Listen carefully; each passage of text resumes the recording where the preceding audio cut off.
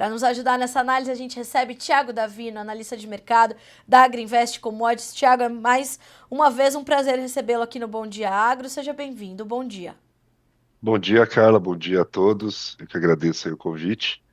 É um mercado muito volátil, né? Como a gente conversou algumas vezes lá atrás, Sim. e vai se confirmando, né? Ontem um dia um pouco de alívio, tivemos aí o petróleo realmente em disparada, contribuindo para a melhora das outras commodities e também ajudando ao movimento de realização no dólar, né? O dólar que vinha numa sequência forte de ganhos no exterior e também aqui no Brasil, ontem passou por um momento de realização e correção, também beneficiado pela alta das commodities, mas hoje já voltamos de novo ao cenário de valorização da moeda americana que sobe bem lá fora hoje.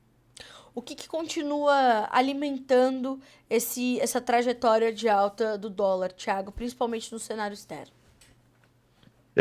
Ainda é reflexo da eleição do Donald Trump, né, Carla, que ainda traz muitas incertezas aos investidores. Trump promete medidas duras, né, de combate à migração, também de trazer altas tarifas de importação, e tudo isso é visto como medidas inflacionárias que vão trazer impacto sobre a política monetária americana, impedindo com que o Fed pudesse fazer um ciclo de queda de juros mais longo ao longo de 2025. Porém, ainda tudo muito incerto, né? Não se sabe qual que vai ser realmente a capacidade de Trump colocar 100% as suas medidas em práticas. Ele fala em tributar 60% à China, mas será que de fato vai fazer esse montante? Né? Isso traria um impacto muito nocivo à inflação americana. Então, as incertezas acabam gerando aversão ao risco, e aí os investidores preferem correr para o dólar. Aliado a essas expectativas inflacionárias das medidas de Trump, isso tem impulsionado o rendimento dos títulos do Tesouro americano, que é altista para o dólar e faz com que os investidores façam essa corrida para ativos mais seguros, como os títulos do Tesouro norte-americano. É muito mais um quadro ainda de incerteza sobre o que virá a partir do dia 20 de janeiro, quando o candidato republicano assumir a posse. Tiago, então a tendência é de que esse movimento continue pelo menos até meados de janeiro, quando o mercado entenda efetivamente os caminhos que Trump vai dar para a economia dos Estados Unidos? Perfeitamente, Carla. A tendência ainda de curto prazo segue sendo de valorização para o dólar no exterior, enquanto a gente não tiver a maior clareza de qual é a dimensão das medidas. Que Trump vai trabalhar para tributar os outros países, especialmente a China, não há dúvida, mas ainda não há um número definido de qual vai ser esse percentual a ser tributado, né? Por exemplo, na China se fala em 60%. Particularmente, eu acho um número muito pesado. Acredito que venha a ser menor. Ele fala em deportar mais de 10 milhões de imigrantes ilegais que estão nos Estados Unidos. O mercado não acredita muito nesse número, acho que vai ficar na casa de 1 milhão e meio no máximo, até porque se ele deportar essa quantidade de pessoas que ele promete, vai ter uma grande escassez de mão de obra de custo baixo nos Estados Unidos, e isso teria um impacto muito grande inflacionário no mercado de trabalho norte-americano. Então, enquanto não houver realmente uma clareza do tamanho da dimensão das medidas, o mercado tende a ficar em uma postura cautelosa, mais avessa ao risco, comprando dólar, né? E, ao mesmo tempo, impulsionando as bolsas americanas, já que as medidas de corte de impostos são favoráveis a elas. Mas nos outros mercados, a gente vê as bolsas da Europa recuando, hoje mais um dia, a Ásia também sofrendo, né? Apesar de hoje fechar em alta, as bolsas asiáticas vêm de dias negativos, então ainda essas incertezas aí com relação ao tamanho do que vem por aí das medidas de Trump. O certo é, ele vai adotar essas medidas. A dúvida é o tamanho. Vai ser 10 milhões deportados? 1 milhão? Vai ser 60% a taxa de importação sobre a China? Ou vai ser 30%, vai ser 40%? Então, enquanto não tivermos essa definição, de fato, temos um viés de alta para o dólar no exterior, pelo menos no curto prazo. Tiago, te preocupa essa relação China-Estados Unidos, Donald Trump e Xi Jinping? Ou é algo que o mercado já sabe que vai acontecer, já sabe que não vai ser, né, uma relação tranquila, mas é um cenário que preocupa ou é um cenário que só vai, abre aspas, né, só vai servir para alimentar um tom especulativo no mercado muito grande e aos poucos esses mercados vão absorvendo essa relação e trabalhando com certo entendimento de que passa a ser aquele o novo cenário, o novo quadro geopolítico em que os mercados precisam atuar? Olha, cara, nesse curtíssimo prazo, essas incertezas vão perdurar. E a grande questão com relação às medidas dos Estados Unidos contra a China é como que o gigante asiático vai respondê-la a essas medidas. A China vai buscar um acordo comercial com os Estados Unidos ou vai de vez para uma guerra comercial como nós tivemos lá em 2018, 2019?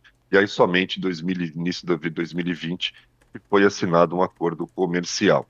A princípio, o Trump vai tributar a China ainda tem a dúvida de qual vai ser a reação dela, e isso é muito importante para nós aqui no Brasil, especialmente para o agro brasileiro, porque imagina, a China realmente define, não, olha, Trump, a gente não quer briga, vão ser próximos 4 anos de relação, vamos buscar um acordo comercial, você reduz aí 15, 10 pontos percentuais da minha tarifa de importação e eu me comprometo a comprar mais produtos agrícolas de vocês. Aí a gente teria um cenário muito ruim para o Brasil, porque aí a demanda por soja, por milho, por algodão que a China tem em nosso país e outras commodities migrariam em maior volume para os Estados Unidos, impactando muito negativamente o basis no Brasil. Agora, se a China respondeu aos Estados Unidos, não, a gente realmente vai para a guerra comercial, como tivemos em 18 e 19, aí o Brasil seria muito favorecido, porque aí as compras da China tenderiam a ficar mais voltadas para nós e reduzidas lá nos Estados Unidos. Então a gente tem uma faca de dois gumes aqui, Carla, né? A reação e o ponto crucial é a reação da China, né? Como que a China vai reagir? Não é certeza que ela vai para a guerra comercial e também não é certeza que ela vai buscar um acordo. Xi Jinping ainda pouco falou sobre é, o que vai, como virá responder, até porque também ele não sabe qual que é o tamanho da sua tributação. Tá? Então, para nós brasileiros, é muito importante a gente estar atento a como que vai ser a resposta da China, porque ela pode nos levar para uma condição muito favorável ou muito complicada. Não vai ter meio termo, vai ser realmente antagônicos aqui os reflexos para nós no Brasil, especialmente, né? Como a China vai reagir às medidas de tributação dos Estados Unidos. Por ser 4 anos ainda de mandato de Trump, Carla, a tendência é a China buscar um acordo comercial com os Estados Unidos. E isso que a gente tem que estar atento, isso preocupa, olhando o preço da soja, do milho, do algodão, principalmente mirando aí a longo prazo. Tiago, e ontem o Eduardo Vanin, seu colega de Agriinvest, esteve aqui no Bom Dia Uhum. Agronegócio falando justamente sobre isso. Talvez seja mais fácil nós entendermos como é possível avaliar essa relação Estados Unidos-China, Donald Trump, Xi Jinping em 2 anos do que agora. Porque agora tem muito mais perguntas do que respostas. E justamente a intensidade do que vai acontecer é preciso que saibamos para poder entender não só quais serão os reflexos para as duas maiores economias do mundo, mas para o entorno também, principalmente para países emergentes ou países em desenvolvimento, como é o caso do Brasil, né? Exatamente. E aí, olhando a questão geopolítica, né, se a gente imaginar realmente a China vai para a guerra comercial, e aí você vai tendo claramente a definição de duas forças, né, que buscam pelo poder no mundo. De um lado, um bloco liderado pela China, junto com a Rússia e outros países asiáticos, e de outro lado, os Estados Unidos ilhado, né, deixando também a Europa de lado, já que Trump tende a botar uma medidas que tendem a ser totalmente voltadas para dentro dos Estados Unidos e olhar pouco para os problemas lá fora. A Europa vai ter sérios problemas de continuar financiando a guerra da Rússia e da Ucrânia, já que a tendência é os Estados Unidos, com o Trump no poder, reduzir bastante os gastos militares naquele país. E isso tende a prejudicar as finanças europeias. Mas para nós brasileiros, realmente o que importa é como será a reação do Xi Jinping em relação à tributação americana aos produtos chineses. Né? Isso é preponderante para que a gente possa pensar aqui em termos de tendência e perspectivas de preços para as nossas commodities, especialmente, Carla, pensando já na safra 25 e 26, ou seja, olhando para frente. Isso pode ter um impacto muito positivo ou muito negativo nos bases, nos prêmios praticados para os produtos aqui no Brasil. Tiago, eu vou aproveitar a pergunta do Davi Navarro para te trazer para essa análise aqui no Brasil, principalmente que a gente continua esperando o pacote de corte de gastos do governo. Na nossa última entrevista já falávamos sobre isso, estava para sair, a gente está se falando de novo, não tem esse pacote ainda. O David pergunta assim, Tiago, bom dia Carlinha, Tiago, suas análises, até onde as taxas de juros no Brasil continuarão com viés de alta, esse processo de enxugar gelo, taxas de juros altos com gastos públicos incessantes, onde vamos parar? De fato, são dois pontos que a gente precisa realmente ter um pouco mais de atenção quando a gente olha aqui para o Brasil, né, Tiago? Perfeito. Quando a gente olha aí para a nossa economia doméstica, aqui, Carla, a gente tem, de um lado, bons indicadores econômicos, uma balança comercial extremamente superavitária, que tem permitido com que as nossas contas correntes tenham um déficit pequeno do ponto de vista histórico do Brasil. Então, as contas externas têm sido facilmente financiadas pela conta capital e financeira, tornando o nosso balanço de pagamentos, ou seja, toda a relação que o Brasil tem com o resto do mundo, superavitária. Portanto, o fluxo cambial para o Brasil tem sido positivo e continua sendo positivo, apesar do movimento do dólar, né? Entretanto, isso acaba sendo totalmente ofuscado pelo calcanhar de Aquiles da nossa economia, que é a política fiscal. Na verdade, fazem 10 anos que o Brasil entrou numa rota de deterioração das contas públicas e não consegue sair desse caminho. Leve uma exceção ali em 2022, por um curto período de tempo, que nós conseguimos registrar algum superávit primário, ou seja, o governo que arrecadou mais do que gastou. Mas, no geral, nos últimos 10 anos, as contas públicas do Brasil têm sido no vermelho. E isso cansou os investidores, né? Que através de operações no mercado de derivativos é que puxam fortemente o dólar no Brasil nesse ano. E aí, o mercado faz isso de uma forma de pressionar o governo a sair do lugar e realmente se mexer para resolver o problema. Com relação ao anúncio do pacote, Carla, provavelmente deve ficar para quinta ou sexta-feira, tá? E você Alô? acha que. Oi, Tiago. Eu dizia isso. Eu queria, na verdade, entender isso Pois, contigo. Se você acha que realmente pode acontecer ainda essa semana. Embora tenha ali um feriado no meio, né, da semana, amanhã é feriado nacional, vejamos como as coisas acontecem, tem as reuniões todas das agendas ali do G20, e isso está previsto para algo como quinta ou sexta-feira. Você está botando uma fé, Thiago? Você acha que vem realmente entre esses 2 dias e a gente já estourou todos os prazos que podia? O mercado precisa conhecer esse pacote? já cansou, né, Carla? Já são 3 semanas, né? O, Sim. o governo tinha prometido para após as eleições municipais do segundo turno, isso já passou 3 semanas. E eu acredito que vai sair sim nessa quinta ou sexta-feira pelo seguinte motivo. Já na semana passada, circulou muito, no início da semana passada, nos corredores de Brasília e no noticiário político, de que o Lula queria um protagonismo para a divulgação desse plano de corte de gastos. E naquele momento, na semana passada, era impossível, porque ainda o mundo só se falava das eleições de Donald Trump. Então, se você anunciasse naquele momento, ela seria ofuscada por Trump. Agora, tivemos a COP29 na semana passada e aí, na virada do fim de semana, o G20, que também tem chamado a atenção da mídia internacional e aqui do Brasil.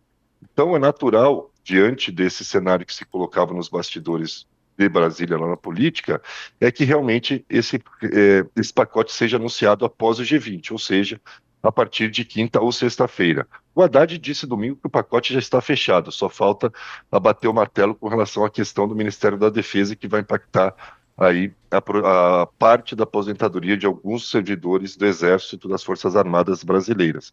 Mas, no geral, o pacote já está pronto. Se por acaso, Carla, eles postergarem para a semana que vem, aí a gente pode ver novamente o dólar dando uma disparada aqui no Brasil nesse fim de semana, porque o mercado está cansado de esperar. E aí essa medida de corte de gastos, ela é fundamental para trazer um pouco de tranquilidade e fazer com que aqueles fundamentos positivos que eu disse anteriormente, balança comercial, as reservas internacionais do Brasil cresceram muito nos últimos 18 meses, saltaram de 322 bilhões para 361 bilhões, né? Além do país estar crescendo bem, a inflação está relativamente dentro de uma média histórica baixa, né, para Certo. os padrões brasileiros. Então a gente tem coisas positivas. O problema é que a questão fiscal ela ofusca, porque são 10 anos de problemas que a gente não resolve, né? E muda-se o plano fiscal e mal ele começa a valer, e mostra-se que não para de pé. E aí o governo vem e tem que corrigir a rota, é o que eles pretendem fazer nesse corte de gastos. E aí, como o ouvinte bem disse, sobra para o Banco Central enxugar gelo, né? Vai subir a taxa de juros mais no Brasil. A gente vai ver as taxas Selic chegando a pelo menos 12,5%, e não se descarta hoje a possibilidade de 13%, Sim. né? Porque a gente está no modelo que a gente já teve lá atrás, que sempre dá errado na frente, né, ao longo do tempo, que é o quê? Uma política fiscal expansionista, e aí a política monetária tem que fazer o jogo sujo, ou seja, tem que subir os juros para conter os impactos inflacionários dessa política fiscal expansionista. O melhor dos mundos foi o que o Brasil passou no governo Temer. Você teve uma política fiscal restritiva, com contenção de gastos, e isso permitiu à política monetária reduzir a taxa de juros, né? Se a gente lembrar, Temer, quando assume o governo, a taxa de juros no Brasil era de 13,75% e a inflação era de quase 11%. E ele entrega ao governo Bolsonaro um juros de 6,5% com uma inflação de 3,8%. Então, essa queda da inflação e a queda dos juros naquele momento só foi possível porque você teve o cenário ideal de combinação de política macroeconômica, né? O governo reduzindo seus gastos e assim permitindo que a taxa de juros caísse e isso fomentasse o setor privado brasileiro. Mas hoje nós estamos novamente na contramão do modelo. E aí, como ele bem disse, sobra ao Banco Central ter que enxugar gelo. Infelizmente, os juros, pessoal, vai subir mais no Brasil, pelo menos em 12,5% deve ser o fim do ciclo de aperto monetário. E aí, falando até de política monetária, entra mais uma incógnita para o Brasil para 2025. Como vai ser a atuação do novo presidente do Banco Central, Gabriel Galípolo? A impressão que se tem é que ele vai manter um viés técnico na gestão da política monetária, mas sabemos que a pressão política dentro do PT vai ser grande para que ele possa, na base da canetada, reduzir a taxa de juros. Por mais que o mercado espere que Galípolo seja técnico, não há certeza que isso vá ocorrer de fato. Então, isso é mais um ponto de atenção para a reunião de janeiro que nós vamos ter no ano que vem, para saber como o Galípolo vai se portar, como vai ser o novo tom de comunicado do Banco Central que passará a ser gerido por ele. Bom, a gente tem ainda, não é só pro governo Trump que a gente tem mais perguntas do que respostas, né, Thiago? Aqui acontece a mesma coisa, a gente está na iminência desse pacote, mas a gente está ainda esperando também entender todas as mudanças que vêm em 2024 e a mudança no presidente do Banco Central não vai ser pequena, é uma mudança considerável de Campos Neto para Galípolo, então nós temos ainda algumas perguntas para responder e que o mercado vai continuar se fazendo. Eu quero muito te agradecer mais uma vez, Thiago. Hoje a gente está com o nosso tempo um pouquinho mais restrito, mas as suas análises sempre impecáveis. Eu quero muito agradecer, principalmente o carinho e a atenção à nossa audiência. Você é sempre muito bem-vindo aqui no Bom Dia Agronegócio. Ótima forma da gente começar o dia já entendendo o que esperar, né? O que o macro cenário pode trazer de impactos para o nosso agronegócio. Isso é determinante para a nossa audiência. Obrigada, viu, Thiago? É sempre um prazer receber você por aqui. Eu que agradeço o convite, cara, estamos sempre à disposição. E o importante é a gente entender que estamos vivendo um momento de muitas incertezas, né, um cenário muito nebuloso desse curtíssimo prazo, mas que felizmente com a chegada da virada do ano, muitas coisas vão ficar às claras. E aí Sim. teremos de fato uma visão melhor. É factível que o dólar no Brasil venha a cair bem o ano que vem. Se o governo for para uma política fiscal melhor, se houver uma relação de Xi Jinping com os Estados Unidos um pouco mais ruidosa e o Brasil vai se beneficiar por isso, mas como a gente ainda está muito incerto, por hora a cautela impera. E quando a cautela impera, a gente vai manter então o dólar no patamar elevado, pelo menos aí nos próximos 45, 50 dias, e a Bolsa Brasileira também ainda pressionada para baixo, né? Mas se espera que aí nos próximos 60 dias muita coisa fique clara, como vai ser Galípolo no Banco Central, como que vai ser realmente as medidas de Trump, a resposta da China, e aí vamos ter um 2025 com uma clareza melhor e também entender qual que vai ser a abertura do Fed para o corte de juros ao longo de 2025. O próprio presidente do Fed, Jerome Powell, né, tem falado: eu não cometo do que eu não vou comentar sobre o que eu não sei o que virá. Então É eles verdade. mesmos também lá não sabem para onde que vai a política monetária americana. É muita incerteza, cara. E na incerteza o mercado vai para dólar, foge de commodities, foge de bolsas em países emergentes. E infelizmente é o cenário que nós estamos vivendo. Mas E, Ti- estamos chegando ao fim desse quadro ruim aí. e Tiago, não quer dizer, né, que porque vai estar mais claro, vai estar mais tranquilo. né? Não, exato. Só vai estar mais claro. Agora, se vai ser mais tranquilo ou não, aí já é uma outra resposta que a gente vai ter que ter, né, Thiago? Exatamente. E aí entra naquele quadro, daquele cenário que eu comentei, né? De ser uma faca de dois gumes, porque Sim, a gente pode ir para um caminho muito bom ou para um caminho péssimo para o país. Né? Se é a China verdade. realmente busca um acordo com os Estados Unidos, isso para nós seria muito, muito ruim. Né? Sim. Nós que dependemos hoje dessa balança comercial positiva, bastante positiva, para pelo menos amenizar a dor do fiscal. Né? Já que, né, Carla, o fiscal melhorar de fato, acho que só a partir de 2027 e olhe lá, né? Eu também acho. Eu também acho. Essa é uma boa análise para a gente fazer numa próxima conversa, uma análise de longo prazo, longuíssimo prazo, né, Thiago? Por aí a É, gente entender melhor como as coisas poderiam ser e como o é, Brasil poderia usar realmente todo o seu potencial. Porque poderíamos ser exatamente. diferentes, né, Thiago? Nossa, o Brasil tem potencial para estar figurando entre as três maiores economias do mundo fácil, né, Carla? Sim, Isso seja tanto pelo tamanho da população, quanto pela diversidade e quantidade de riquezas sim, naturais. Um povo que, na sua maioria esmagadora, é trabalhador, não foge da raia. Mas, infelizmente, temos, né, a política brasileira, fogo de Brasília, que atrapalha e atrapalha muito o desenvolvimento. Né? Você tem um país que ele joga contra o empreendedorismo. O Brasil é um país que tem também. um problema de inflação de oferta e não de demanda. Né? O Brasil não estimula a oferta, não estimula a produção. Você quer montar um negócio, o governo já entra como sócio da receita de 30% logo no início dos negócios. Então a gente dificulta muito o empreendedorismo. E o brasileiro, ele é empreendedor e temos riquezas. Tínhamos tudo para estar figurando no top 3, top 4 entre as maiores Sim, economias e potências do mundo, mas infelizmente não é assim. Mas não tenho dúvida, cara, que vamos chegar lá apesar de tudo. É uma questão de é. tempo, né? Eu Mas tem que concordo. ter paciência. Um dia a Tem que gente ter chega lá. paciência. E só o último, até um parênteses aqui, você falou de À longuíssimo vontade. prazo, né? É engraçado no Brasil. Né? Na Europa, quando você fala de curto prazo, você vai falar de um ano, médio prazo, 3 anos, longo prazo, 5 anos. Aqui no Brasil, o curto prazo é uma semana, o médio prazo é 2 semanas e o longo prazo é um mês. Porque, né? Isso. Em um mês tudo pode mudar em nosso país. Aqui a coisa realmente ela é diferente. É O passado é diferente. incerto, né, Carla? O passado é incerto. Nem o passado a gente sabe mais se ele é certo, se ele mudou. Então isso Tiago, tudo o dificulta, né? Brasil, meu amigo, o Brasil é do brasileiro. Só quem vive isso aqui é quem nasceu. Só os É verdade. nativos. Só nós nativos que conseguimos passar por isso.